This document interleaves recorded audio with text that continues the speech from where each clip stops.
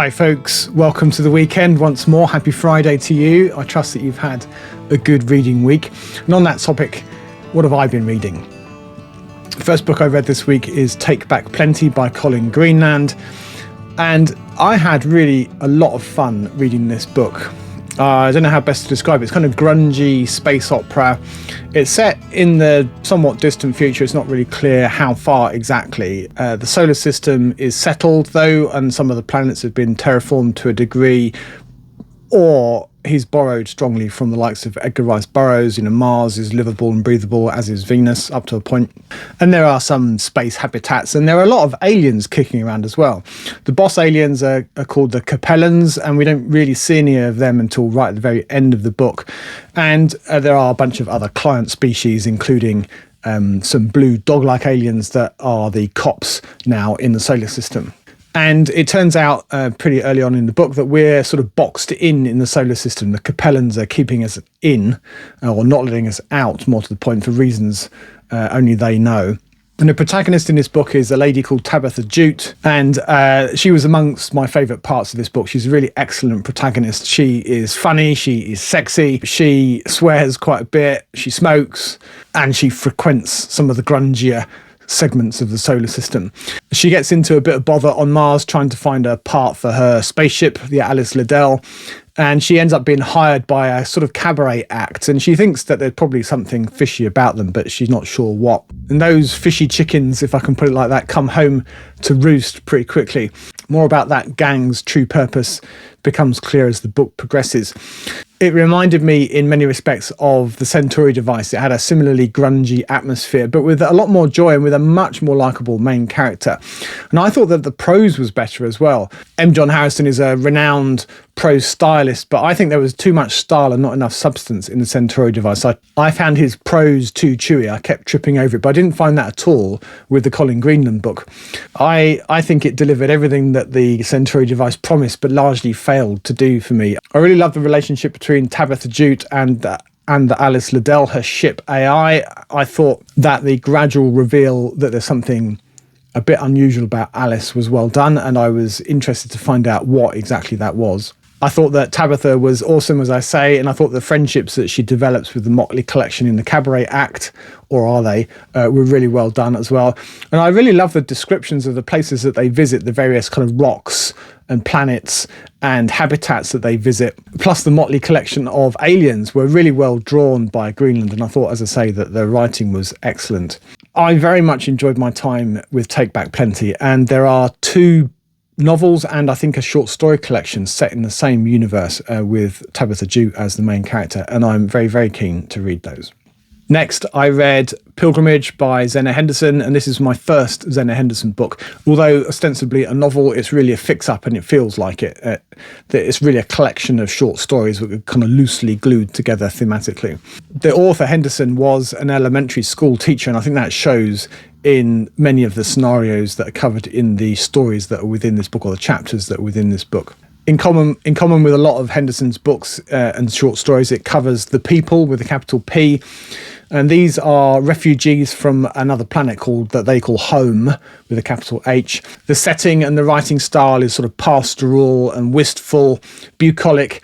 And I've seen her described as out-Simacking Clifford D. Simak, and I think that's probably right. She writes aliens with a sympathetic line, and it's feminine but not feminist, I think, in its style. It's maybe a little bit sugary in its essence, a little bit sweet, but not saccharine. There's no nasty aftertaste. These refugees have powers that they call designs and persuasions, and there's things like lifting, which essentially means that they can fly. There's some healing ability. They can do something called platting, it's Platting, and I've really no idea still what that is. It's not really described what it is, but it seems to create some solidity from the air that doesn't exist normally.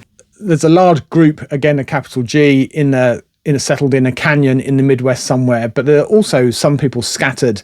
And each of the chapters really is like a slice of life. And there's some common themes throughout, along the lines of separation and being an outsider, and who's really the outsider. Is it the people or the regular humans on Earth? And there's a theme of difference and loneliness and a search for community. It is a little bit disjointed, I found. Although some of the characters are common, it jumps forward and backwards in time, and some stories are completely standalone and independent, but fit thematically. And that sort of disjointed nature of the way that the book's put together, plus the slightly sweet, maybe a little bit sugary tone, did mean that I thought I was going to lose interest by about halfway through. But the writing is good, and that was enough to keep me interested, and I did finish it.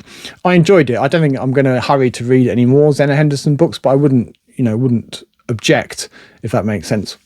It was pretty good, and I think it's something you could probably dip in and out of. Yeah, I think perhaps reading all of it in one hit was just a bit too much on the sweet side. But, pretty good. I've also been reading The Hydrogen Sonata. I say reading it, it's been on an audiobook. I'm about 80% in. I've got 70 pages or so to read, but my 3 hours have run out on Spotify. So it'll either have to wait or I'll have to read it in the physical book form. And I think probably I'll end up doing that this evening or something. I am enjoying my time back in here. This is the last of my recent rereads of the culture books. And the only thing standing between you and a video ranking the culture book. So that will come in the next month or two. And then in actual book form, I've made a start. And really, that's all. I'm just on the second chapter, I think, of Salt by Adam Roberts, which was his debut novel. And I don't know enough about it yet to say whether I'm going to enjoy it or not. More on that, I expect, next week. So that's not a bad reading week for me. How about you? How have you got on? Is there anything that you've read that you particularly recommend to us? As always, it's great to hear of books that people have enjoyed that we might not know about. So do let us know in the comments. Much appreciated. Channel stuff next then. Subs are at 3,408, which is up 33 on last week. And if you're one of those 33, or if you've just found my channel today by accident, then a huge welcome to you all. I'm John, and I focus on collecting, reading and chatting about science fiction books, old and new. Comment of the week this week was from somebody called Professor Echomedia, who, commenting on my 1970s video, about which we'll speak a bit more later, thought that I sounded like a community college lecturer on cocaine. I initially thought he meant a lecture about cocaine, but he meant a lecturer on cocaine. And his point really was that I was speaking much too fast. And then I replied, soz, can't please everyone. And then he didn't exactly row back on his comment, but he did say that he thought it was sounded a little bit too harsh. And ultimately, after a bit of back and forth, he did say that he'd subscribed anyway because he was interested in the subject matter. I do think he had a point. He wasn't alone in commenting on the pace of that video. I don't know what was going on there. I must have been in a rush for some reason when I was recording it. And it did feel rushed even to me. So that's something for me to bear in mind for the future. So thank you to Professor Echomedia and everyone else that takes the time to comment. I always appreciate it very much.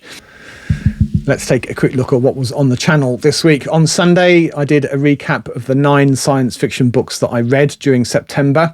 And then at the end of that, I declare a book of the month. And it was a dead heat. There were 5 books sitting at 8 out of 10 by the time I'd finished, and I was forced to kind of choose amongst them for a book of the month, and I just about managed to do that. And then on Tuesday there was that too quick look at the 1970s science fiction classics, and as I said, there were a lot of remarks about the pacing of that I'll have to bear in mind for future videos. If you haven't had a chance to look at those, then I commend them both to you. I think they're both pretty good videos.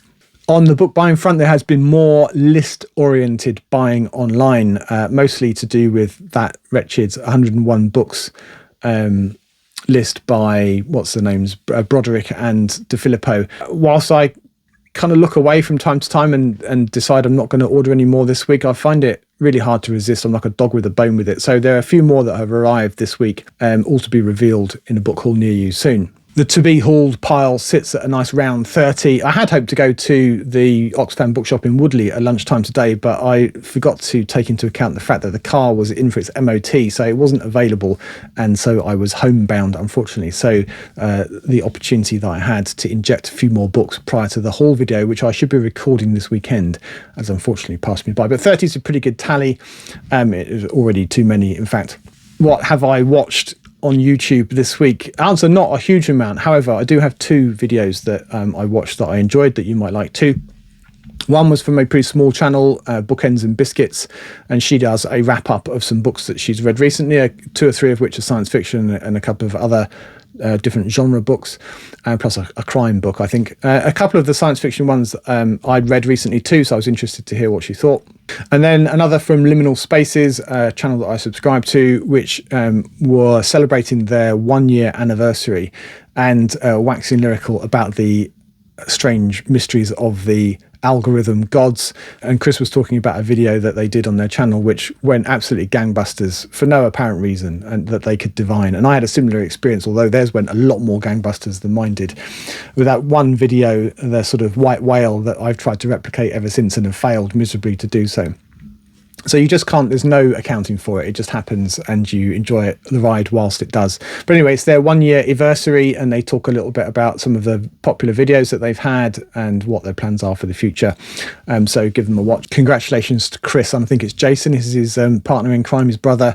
Together they run that channel. Congratulations on your tubiversary. Well done. I'll put the links as usual in the description for the video so you can go and find them if you wish. So let's take a look ahead. On Sunday, there will be a look ahead at my other list book that I've recently acquired, which is the David Pringle 100 Best Novels list. And that covers a period from, I think it's 1949 to 1984. So there'll be another look at what I've got, what I've read, and what I am yet to get. And you can follow along and see how many you've got. That will be coming on Sunday. And then on Tuesday, possibly Wednesday, subject to me recording and editing it, there will be another thematic video, this time looking at First Contact and the various scenarios that are covered by science fiction books that you may have read and heard of. And then a little bit longer range, there will be that book haul that will come the following weekend. And then I think there will be an interview with Ian MacDonald, author of the Lunar Trilogy, amongst others. I'm speaking to him on Sunday.